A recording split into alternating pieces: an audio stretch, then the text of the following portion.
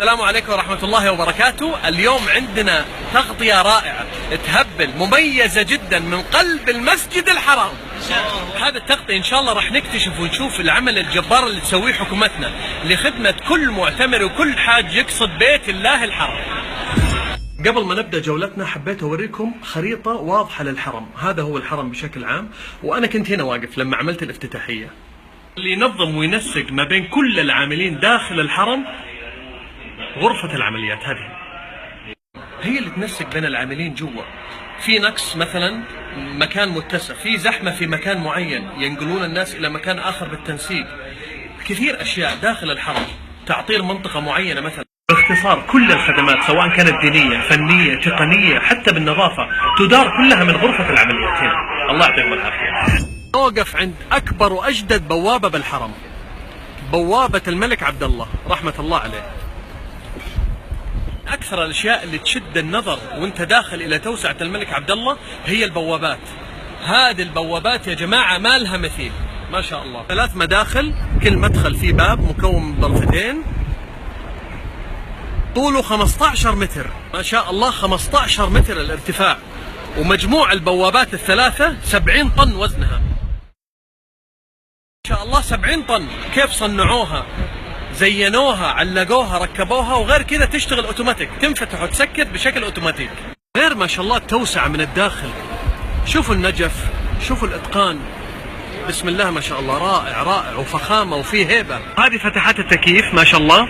التكييف ما هو جوا الحرم، التكييف في مدينة خارج الحرم، ويجيبون الهواء البارد ويبث من هنا. أمانة أنا كنت واحد من الناس اللي كنت أفضل مباشرة أروح للحرم من أبواب أخرى، لكن بعد ما شفت التوسع وكيف إنها رهيبة ما أتوقع نفسي أجي الحرم مرة ثانية وما أمر على توسعة الملك عبد الله الله يرحمه. جمال، راحة نفسية، فخامة، والله رهيبة. بسم الله، هذا طريقنا، نحاول إنه نقرب من الكعبة المشرفة. ما شاء الله زحمة.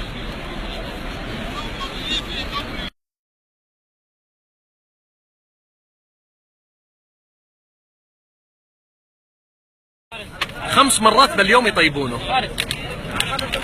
الله يجزاهم خير. لو تلاحظون هذول عمال النظافة، وهذه أدواتهم هنا وهنا، موجودين حول الكعبة لسبب. السبب أنه بعد الصلاة مباشرة راح يقومون ويغسلون مطاف الكعبة مباشرة بعد الصلاة على طول.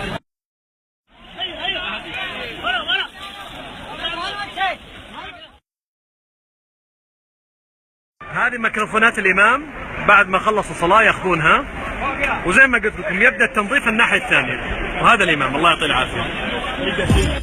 بسم الله. وهذه المكبرية اللي هو المكان اللي يقام ويؤذن للصلاة فيه. هذه ميكروفونات المؤذن، يوقف هنا ويأذن، ولاحظوا كيف يعرف انه في صلاة الميت من هذه الشاشة بهذا الشكل، الصلاة على الأموات. خلاص يعرف المؤذن انه الصلاة على الأموات. وفي شغلة بقول لكم عليه، المؤذن الأول لو تعطل عن الأذان بأي شكل من الأشكال، فيه المؤذن الاحتياطي واحتياطي الاحتياطي 3. طبعا الموضوع هذا ما في لعب، هذا المسجد الحرام، إذا الأول ما قدر الثاني، إذا ما قدر الثاني الثالث، ودائما جاهزين. ما شاء الله من الأشياء الرائعة الموجودة هنا عربة المصاحف. هذه توزع المصاحف على الناس، تمر وتوزع وتشيل 200 مصحف. المصاحف الموجودة فوق والمصاحف الموجودة بقلبها، رائعة. واحدة من الأرقام العجيبة عدد المصاحف الموجودة بالحرم 1,200,000 مصحف. ما شاء الله رقم ضخم، يعني لو طلعنا المصاحف الموجودة جوا الحرم 1,200,000. طبعا هذا كمان ما يغطي عدد الناس اللي جايين يزورونه، انه ما شاء الله عدد زوار الحرم يوميا يوصل الى اكثر من 2 مليون. تخيلوا 2 مليون زائر يوميا يزور الحرم خلال اليوم.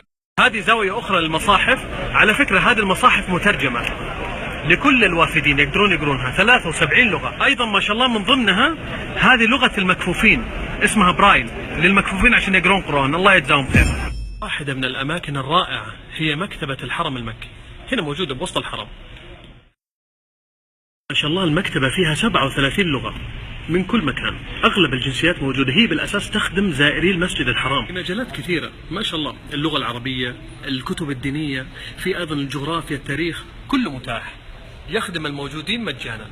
يوم الجمعة يوم مميز في هذا المكان، لأنه هذا المكان ينقلب خلية نحل. هنا تترجم خطبة الجمعة لأكثر من 5 لغات. لاحظوا الأماكن اللي يترجمون فيها. هنا مثلا التركية، وهنا يقعد المترجم ومعاه الميكروفون على الهواء ماشي مع الإمام. ننتقل للغات أخرى، إندونيسية، اللغة الإنجليزية. لاحظ ما شاء الله الشيخ يجهز للخطبة. أشهد أن لا هذا الشكل يبخرون المسجد الحرام ما شاء الله عليهم. كل من حب انه يتبخر يمد يده وياخذ من هالعود الزين. شوفوا ما شاء الله تبارك الله.